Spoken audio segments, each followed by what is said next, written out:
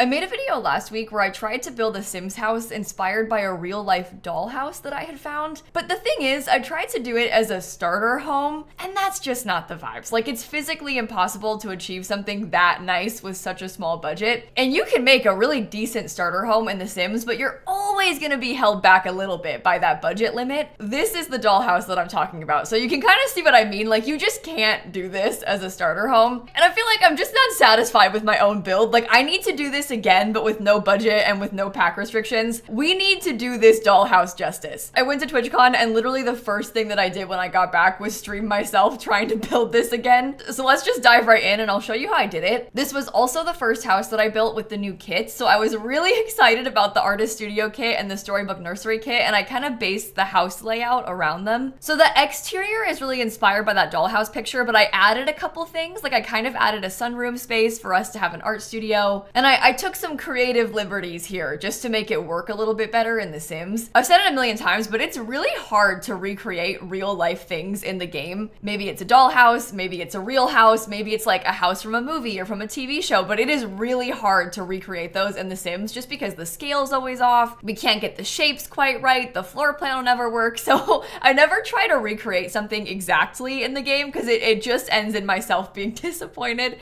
but I try to recreate it a little bit. Like, we kind of try to recreate the vibes, if that makes sense. So we're starting right now with the front face and also with the roof, because the roof was probably the biggest deal to me. I wanted to make sure the roof looked good. I was really, really excited about that part. You're gonna see a lot of roof pieces happening here, and that's because it took me a while and a lot of trial and error to get this right. Basically what I did was put a sort of like half height platform. It's like half the size of a regular wall. And then I wrapped that platform with roof pieces, but two different roof pieces. There's one that's a little bit taller that fills the whole wall, and then one that's a little bit shorter, so it kind of like flares out at the bottom. I don't know if that makes sense, but that's how I did the roof. And then I kind of surrounded the whole thing with a frieze. We've got a wraparound porch downstairs. I mean, we really went all out with this. I was adding everything everywhere. We've also got that beautiful tower, and there's a bay window in the front. And I really like the roof made out of the platforms this way because you can kind of control the size a little bit better. Because usually when I do roofs like this, I'll do it with a full wall, and so the roof has to be really, really tall. But in this case, I didn't want it to be quite as tall as a regular wall because I wanted to have the tower there, and I didn't want to make it even taller than it already was, so I was kind of unsure of how I wanted to do it. And I guess the downside of doing it this way is that there's not actually a third story. Usually in a house this style, I'll end up with a fully functional third floor, but in this one, the only actual third floor that's like accessible by a sim is the tower,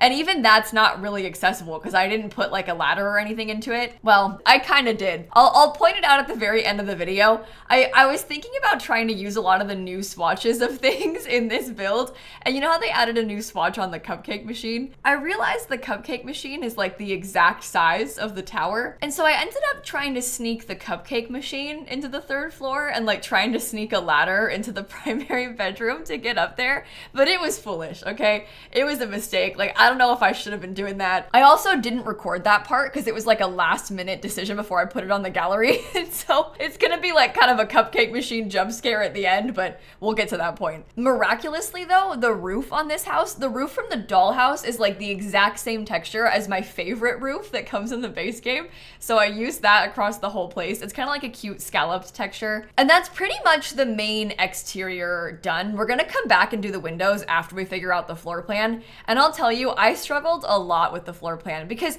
this house honestly isn't really that big. It ends up having 4 bedrooms, so it's not small, but I think because it has medium wall height, I was really having a hard time with like where to fit the staircase. So what we've got right now is a little staircase right next to the front door. There's a bathroom next to the front door, and then we're also gonna have an office down there kind of in that front area. And then the left side of the house is all of the living space. And I wanted to use those new archways. I was really excited about them because those came out in the update last week as well. So this was my first time using the big like medium wall height archways that we got new. But I wasn't sure if this was okay because there's not actually any windows in the dining room. There is windows in the art studio, so that sunroom space is like all windows, and that becomes the art room. But it does mean the dining room is kind of closed off because it's so central, and I wanted to make sure I at least had some wall space to put like artwork on.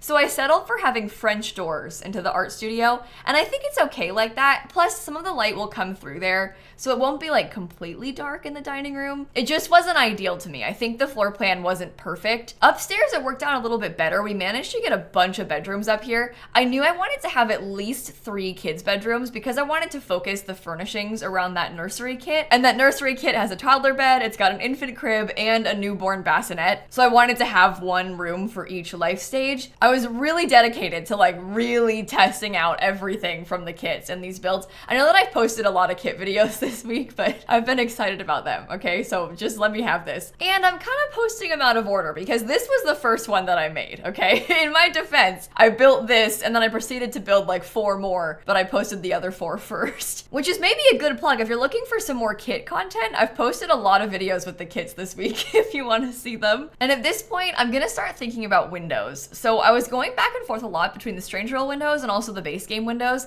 I always want to use the Strangerville windows, and then I end up not being super excited about them because they're like too small or too big, or they don't have enough swatches. It's just hard to use them because there's not as many variants. The bonus of the base game windows is that they've got a ton of different ones and they all match each other.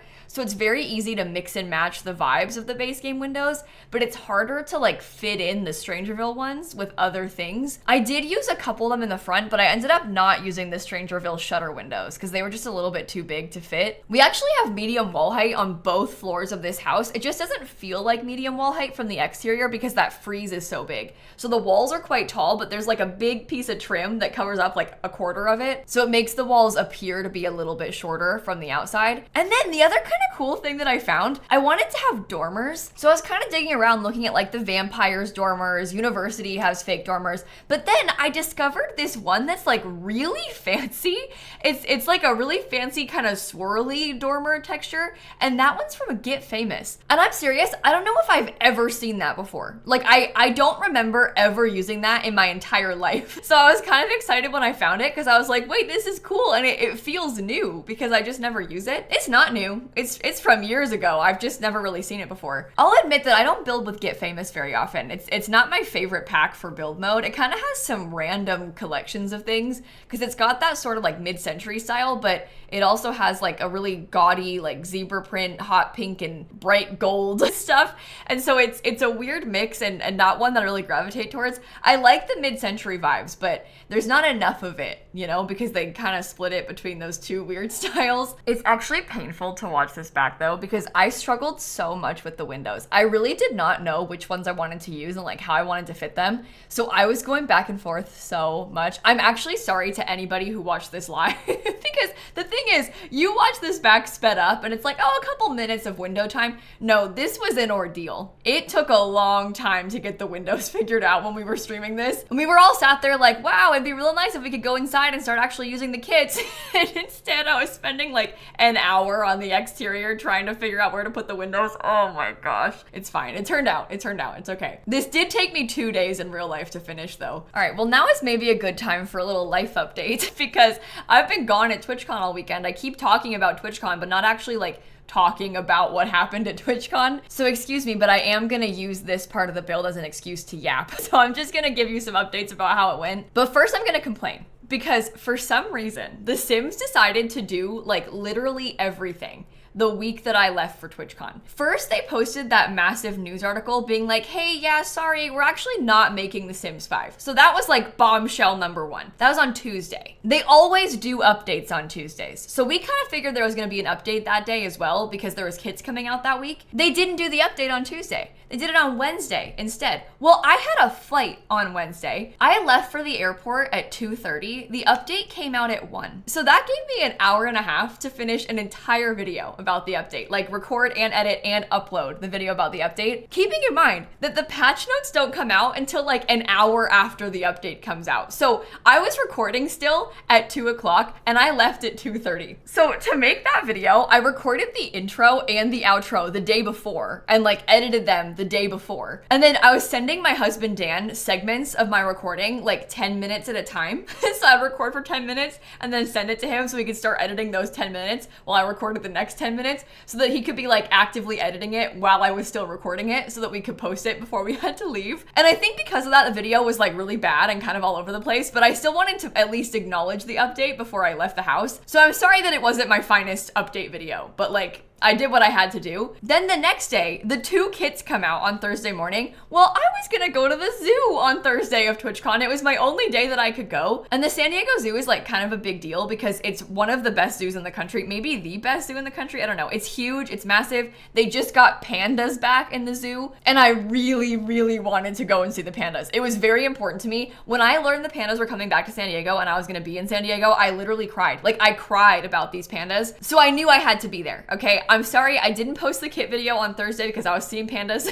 but I had to see the pandas. So anyway, I spent all day on Thursday at the zoo. I had the time of my life. Honestly, like, best day ever. I was thriving. I got there before it opened because I was ready. I had to see the pandas, okay? So it opened at 9, but I got there at like 8:30 and I just kind of waited until we could go in to see the pandas, and I stayed there until like 4:30. I mean, I was there all day, and then I came back. Twitch had their partner party, the Twitch partner party for TwitchCon. I did that on Thursday night, and then I went to bed at like 10 p.m., maybe even sooner. I always get got by the jet lag pretty bad in California because I'm from Florida and it's a 3-hour time difference, which doesn't seem that bad because you always think, oh, we're in the same country, like it's not that bad, it'll be easy to adjust. But the thing is, I get there and the partner party ends at 9. That's midnight for me. Like, I'm exhausted. It's been a long day. That's my bedtime. I can't be up past 9 p.m. in California. So I was going to bed really early the whole of the convention. Everybody else was like going out to parties because they have like loads of brands have parties at TwitchCon. I didn't go to any of them. I was not there. I was in my hotel room. I was asleep. So I went to bed like as soon as I got back to the hotel on Thursday night. And then Friday morning, I woke up at like 5, honestly like 4:30 even. Again, jet lag, that's like 7:38 back at home, which is when I usually get up. So I was awake really early and I was literally sat there just waiting for the sun to rise so I could record the kit video. Because I knew I wanted to record it before I left for the con that day because the convention opens at 10. So I had loads of time in the morning. It was just so dark in my hotel room because there's no ceiling lights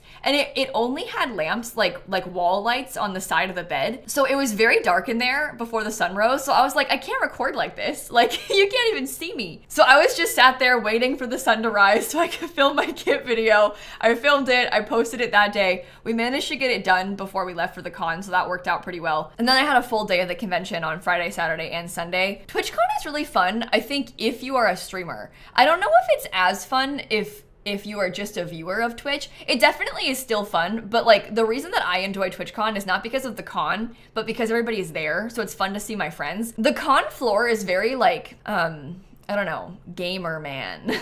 Like, they have all kinds of, I don't know, like weird energy drink type of brands have booths at the con floor. But they have fun panels. They had a drag showcase on Friday night. A lot of drag queens stream on Twitch, and so they have a lot of them perform at TwitchCon, so that's always fun. I went to that. And then my meet and greet was on Sunday. And I'll be honest, I was so nervous about that. I was like really wishing that it had been earlier in the weekend because with the meet and greet being on Sunday, it was like the last thing that I did. So I was like psyching myself out all weekend about it. I've never had a bad experience at the meet and greet, and hopefully none of you have either. But I think it's impossible to not be nervous about them. Like, I think it just is kind of a strange sort of interaction because you're meeting a lot of people very quickly, and so it's kind of scary, and like, what if you guys don't like me in person? And like, well, I don't know. It's just, it's hard to not be nervous about it. But I did it. It went really well. It was so fun. There was a lot of you there, so that was really cool. And I had a good time. TwitchCon was fun. And then I came home on Monday. That part was less fun. So my flight was supposed to leave at 11 a.m. in California. We board the plane, everything's fine, but then we sit there and we wait for an hour and a half after we boarded the plane. We had left the gate, but then like gotten in line to take off. And I don't know what was going on. It wasn't bad weather, but like there must have been something happening at the airport because there was a lot of flight delays. But we left the gate and we waited on the plane for like an hour and a half. So now it's like 12:30 and the pilot comes on the intercom and he's like, listen, you guys, I'm so sorry, but because it's taken so long and we haven't taken off yet, we now can no longer fly you to Florida because the pilots can only work for so long in a day, which makes sense. Like, it's not safe to be flying too much. But because the flight would be like 5 hours and we didn't take off on time, they could no longer be working for like 5 more hours after 12:30. The pilots timed out. So they were like, we're so sorry. We have to go back to the gate. So they bring the plane back to the gate. We have to wait for it to get back to the gate. Took even longer. Finally, they deboard the plane. So we have to get off the plane and then we wait like 3 or 4 more hours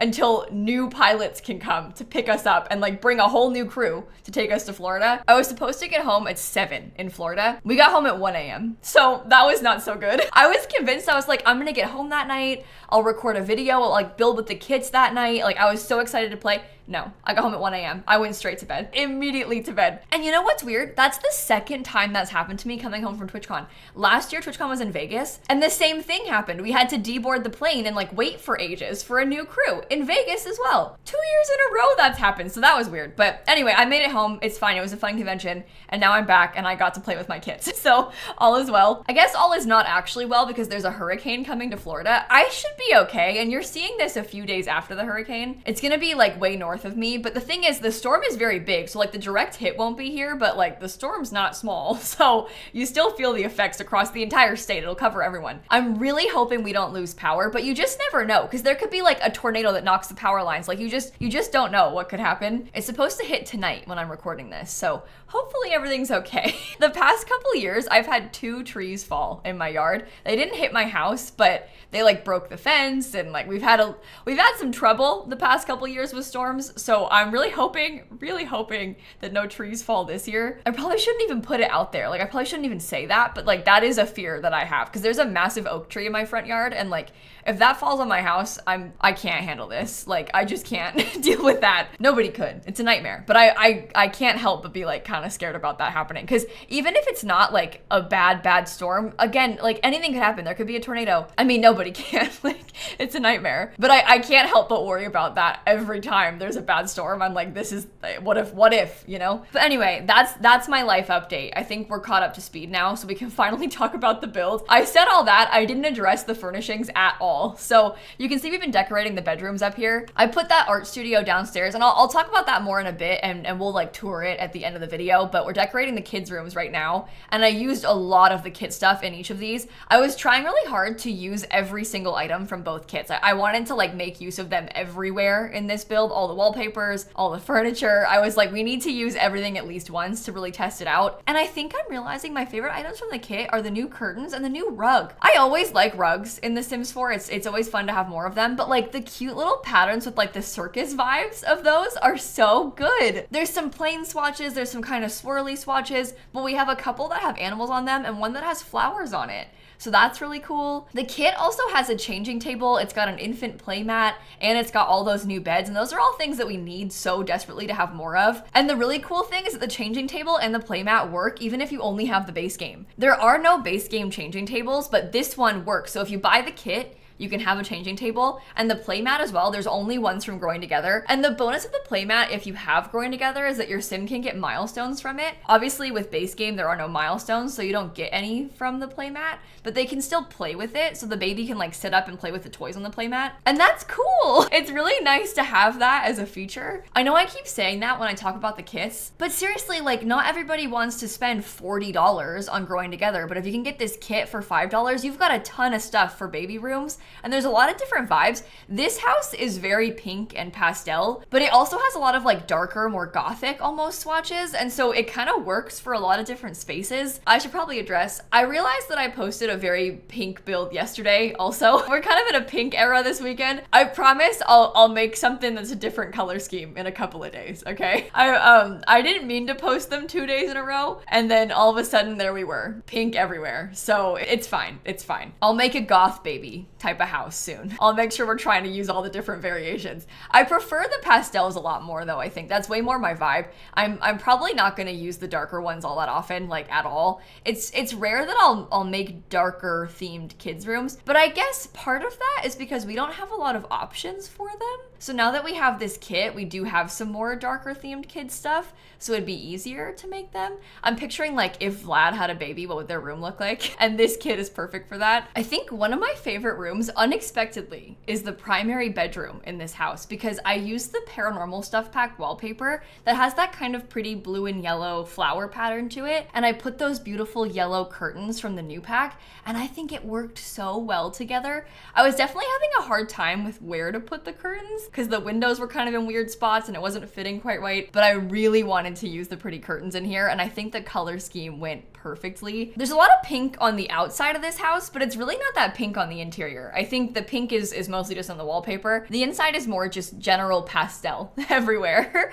We've got lots of different color themes. Okay, listen to this. It's kind of embarrassing, but because I couldn't fit the curtains, I literally just covered one of the windows with a bookshelf. I was like, the curtains don't fit here. They don't size down well. I'll just block the window with a bookshelf so that I can still have my curtain. And I think it looks better that way. I needed the window on the outside, but I didn't want it from the inside. So I did what I had to do. Also, you might be noticing, Kayla, we're like really far into this video and we haven't started decorating the downstairs at all. And that would be true. Yeah, I spent so much time working on the upstairs and the bedrooms that I didn't touch the downstairs until like very last, which is very backwards of me. I was like, I came in and I furnished the middle floor first. Of all the things to do, of all the orders to do this in, that is really weird. That is really, really backwards. But it turned out nice and I was just excited about the kits, okay? That was my priority. I think the other major thing to point out in this bedroom though is the like dresser that I used. That's from the Vampires pack. And that's one of those things also that I kind of forgot existed. I never used that, and so it was kind of fun to try it. And I also tried to have in a canopy above the bed. There's a couple of canopies that come with the Lovestruck pack, and I haven't really used them at all yet. I find them kind of hard to use most of the time. And also, I think in this room,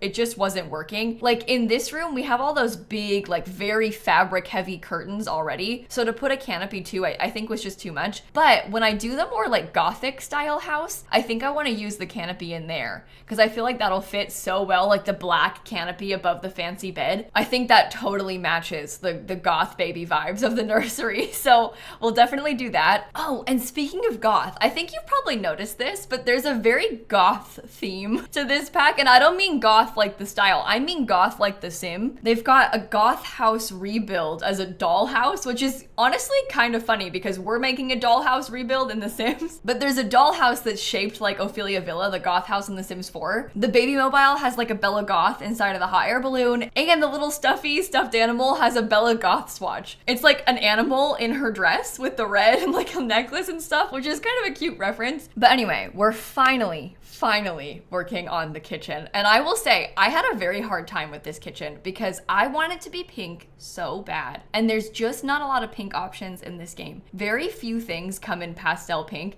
and the counters are one of them. We need a swatch update for counters so bad. So there's like modern counters that come in a pastel pink, but there's not any like more traditional looking ones. We do have the ones from the Country Kitchen kit, but those are very rustic. They like look dirty. The paint's kind of chipping, and I don't think that a chipped paint counter works in this house because it's like so fancy and formal in here. So I ended up using the pastel yellow ones that come with Cottage Living, and I think that kind of works. They do have like a blue kind of accent going on, so I used the blue accent with the cabinets, and then I added some matching blue appliances, and I think that was probably a stretch. Okay, I've not really ever done that before with the blue and yellow being that outright. And I also don't really usually use colorful appliances, but I thought it was kind of fun to try it here just because I don't really do it, and the house is quite colorful, so I tried to make it work. I'm sorry if you hate it. The dining room sort of matches, but it's got this beautiful rug. That's the floral swatch that I mentioned on the rug from the new pack. I loved it. This has like unlocked something in me. I'm so inspired by that rug color. And then even like the cats and dogs chairs kind of have that cute peachy wood color. So I used that to match the peach in the rug. I mean, I was so excited about how this whole thing was turning out. I was loving the living room space. We also have some kind of pretty cafe curtains in the windows. I put some extra appliances. I think I put at least the mixer, but I'm pretty sure we have a kettle in there too. I got a little kitchen island with some fruit bowls on it. I mean, I was loving how this was turning out. I wasn't sure if the island was too tight in there because it's not huge, but there's still plenty of walking space so you can get around it just fine.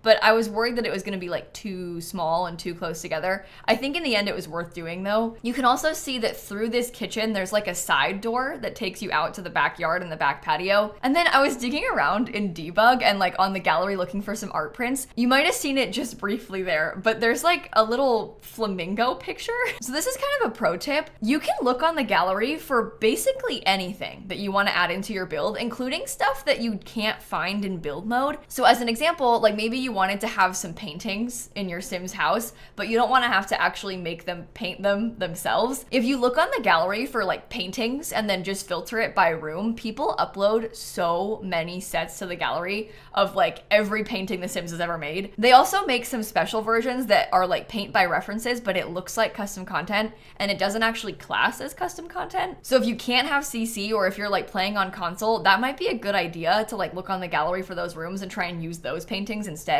And you can also find like unlockable stuff on the gallery. So think things like maybe a cow plant that's hard to get access to. You can just search cow plant, grab one off the gallery, somebody's uploaded one full grown. But even better, like with the new rewards events, like the Reapers rewards, the previous login rewards from like a few months ago, if you missed those from a few months ago, if you search login rewards on the gallery, people have uploaded full rooms with all of the stuff. It's got the vending machine and like the dartboard and all that stuff. You can just download it off the gallery and you can still use it. You can change the swatch, you can put it in your build. Even if you don't have it unlocked, it still works. I know I keep saying it in videos, but I feel like it's very helpful because it's like an oversight on their part. Like, I don't think that that should work, but it does. So you should take advantage of it. I hate that people can miss out on these things, so I just want to point out ways to get around it so that you don't miss out. But anyway, we're decorating this living room space now. I did kind of cut out by accident part of the furnishing of this room, like the layout of the couches, and that's because honestly I forgot to press record.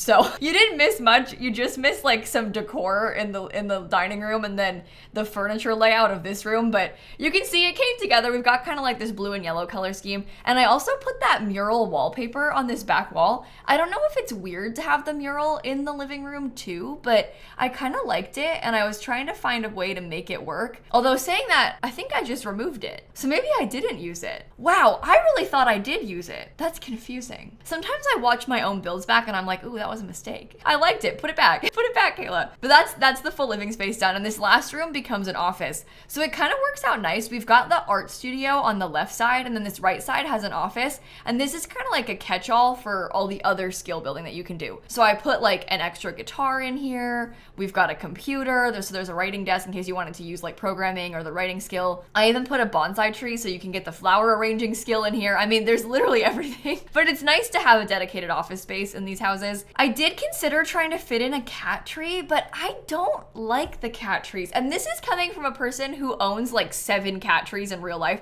I've got one right there. I've got so many cat trees everywhere in this house. But the cat trees in The Sims, there's just something kind of weird about them. I think because they're so big and so square shaped, it like takes up a whole tile, but also there's like weird glitches with the layering with rugs. The base of the cat trees is like completely flat. It's like a decal. It's not raised at all. So it's kind of how the rugs work. But if you were to put the cat tree on top of a rug, the rug goes over the base of it. So it's like the pole of the cat tree goes straight through the rug. It's really weird. And there's not that many swatches on them. And like they all kind of look a little bit off. I would love if they went back and updated the cat trees. This is why I wouldn't be mad if they made like, and I shouldn't say this, but if they made like a My Second Pet stuff and it was like another kit for pets, kind of like My First Pet stuff, but more, I wouldn't be mad. Obviously, I would prefer to have an update, like a free update to cats and dogs to fix it and give us some more options. But like, I wouldn't be opposed to another pet pack. And I probably shouldn't say that, but I'm just being honest. I would like that, I think. But honestly, just add that to the list. There's so many things that they still need to add swatches to. Every time I get a swatch update, I'm like, okay, but wait, I can think of like 30 more things. That's why I was almost a little bit disappointed in this particular swatch update that came out last week, because I love a swatch update and I love to have more swatches, but I think they added swatches to a lot of things that I didn't really care about. Like them adding swatches to some of the exterior items, like those little, I don't know, like fake balconies and stuff. It's fun to have a couple more colors, but that would never be my top pick of things to add swatches to. I could list off a dozen things, more than a dozen even, that I'd rather them do swatches for first. But I don't want to complain because I don't want to make it sound like I don't want a swatch update, because I love having more swatches. And speaking of new swatches, I'm actually using one of the new terrain paints outside. We've got that kind of cute terrain paint with the like stones in the front yard. I put it in the back too. I don't know if that's really how I'll use it most often, but I do think that it looks good right there. And then I kind of have a matching version in the back. It took me a while to figure out how I wanted to lay out the backyard because I wanted to have kind of a fun, like swoopy stone path, but I was struggling with where and how to do that. I kind of wish they had given us a floor tile that matches that terrain paint too. I don't know if I like it when we get terrain paints. And again, I'm not complaining. I love the new terrain paints. I'm not mad. I'm just saying that when they do terrain paints like this that have like harsh edges, it's kind of weird to paint on a square. Does that make sense? Because it like fades out halfway through a tile. And I think that's a little bit weird. Like in real life, you wouldn't have a paver that's like faded into the grass. You would have a solid paver there. So I tend to use these terrain paints that have like the pavers a little bit less often just because they're kind of hard to fit in. But I think that's just me being picky because it's not that big of a deal. I'm overthinking it. And I also put a sandbox back here, so we've got a little space to have like a toddler slide and some toys. I recently learned that sandboxes in real life are like absolutely disgusting. I didn't know this. I guess maybe I'm just dumb, or I guess I just don't go around sandboxes very often, but they like harbor so much bacteria and nastiness. I know somebody that got a horrible infection and got hospitalized as a child. She's fine, she's an adult now, but she got hospitalized from an infection she got in a sandbox because she sat in there as a kid and there was like a cat that had peed in it and she got sick from it. Oh my God, I had never thought about that before and it makes sense now saying it, but ew, that's horrible. I haven't been near a sandbox at all in years, but I'm never going near one again. So I'm sorry to bring it up. I probably just upset you, but I'm just saying, avoid sandboxes, I guess. And that's the fully finished build. We finished the whole thing, it's done. So I built this over here in Newcrest. It's just a 30 by 20 lot. And this is what it looks like from the outside. And I'll be honest, I am so excited about this build. I think it turned out really, really cute. I love the white flowers that match the flower boxes and the flowers down here. I put some little bird things like a bird feeder and a bird bath over here. This one's fake, but this one actually has gameplay tied to it. Your sim can fill the bird feeder and then it animates with birds flying around it. So gameplay is a strong word, but it does actually work. This one is real. And then here's kind of a side view of what the wraparound porch looks like. When you come into the back, we've got this really cute little backyard space with like a fire pit. There's a table and a grill. We have that nasty sandbox that I talked about. I want to show you a little bit more about how the roof works because I mentioned earlier that we have like multiple roof pieces. These are separate from what these ones are. I mean, I spent a lot of time on this roof, probably for no reason. I don't think it even looks that good, but I was really excited about the roof. I love the tower. I love the different heights that we've got going on. I think it looks cool. And then when you come inside, here's kind of a top-down overview of the first floor. So you'll walk in through this little front door right here, and we've got kind of a small entryway. Over to the right, we've got the downstairs big hall bathroom. This is the one that everybody will use. And there's also a little office space right here. So we've got like a cat litter box, we've got some music, a bookshelf, and also that little desk we talked about. Through to the left, this is that main living space. And in here, we've got mostly just a seating area. This is a fireplace with a TV. This is a frame TV, so it actually works. It just looks like a picture. I put some cute shelves up, and then I also put some baby stuff because I was focusing so much on like having all these kid things upstairs. But in real life, you'd have baby stuff down here too for them. So I've got the play mat and also some toys. When you come a little bit further forward, this is the dining room. We've got a bar and some artwork, just some cute little things in here. This dining room is kind of sad because there's no windows, but through it, you can access the art studio. And this is one of my favorite parts of the house. I went all out with that new art kit and I put stuff everywhere in here and I had fun doing it. I really like the kind of sunroom vibes too with the pretty windows. Like it would be so nice to sit in here and paint. This is also a woodworking table and we've got like the art tablet and a little clay thing. So you can literally do every art skill imaginable in here. And then back out and forward again, this is the kitchen with that kind of blue and yellow color scheme. I don't hate it. I thought I was gonna hate the fridge and the stove, but I really kind of like them still. I was worried I would put them down and then regret it later on, but I don't think I do. I think I like the downstairs. But that's the whole downstairs space. And then upstairs, we've got a small little hallway right here, not a ton going on, just some little clutter and decor. And then on this back side, we have 3 kids' bedrooms. So the first one belongs to an infant. We've got a crib and like a changing table, a play mat, and like little toys and stuff in here. It's kind of got this blue and yellow color scheme. And then back out and around, this is the one that belongs to the newborn. So they've got the bassinet, they've got some little toys, they've also got a rocking chair and another changing table. You don't actually need a changing table for a newborn. It's kind of just there for the vibes, like, cause it looks good. Also in game, game, they're only newborns and the bassinets for like 1 day. But it's nice to have the space and to use it all. You could also very easily replace that with an actual crib if you wanted to play in here. And then further over, again, this is the toddler's room. It's kind of got this like green circus color scheme. I used the pretty circus rug. We've got the pretty green bed and these beautiful green curtains. They've also got the goth house as a dollhouse and stuff, but I think this room is my favorite just because I love that green color. And then over here on this side, this is the primary bedroom. So they've got their bed, they've got a vanity set up and some storage, and they also have a small ensuite bathroom. So in total, it's 4 bedrooms and 2 bathrooms. We also have basically 2 skill building spaces because we have the art studio and the office. If you wanted to, you could totally make this into an extra bedroom. So it could easily be like 5 bedrooms if you needed it to be. Although if you did that, I might want to try and fit an extra bathroom somewhere because it'd be a little bit tight to have 5 bedrooms and just 2 bathrooms. But that is the whole house. That's the finished product. On the gallery, I called it Storybook Manor, and it uses a million packs. I mean, seriously, I am so ashamed to admit this. It's like 4 pages of packs. But I did post a base game build yesterday, so hopefully that kind of makes it up to you. And it's expensive. It costs like $135,000. I mean, I just went all out with this. Definitely different from that original version that we tried to make a starter home out of. This one definitely is a little bit nicer this time around. But I think on that note, I'm gonna end this video right here. Thank you for watching. Have the best rest of your day, and I'm gonna catch you all tomorrow. Okay, bye everybody.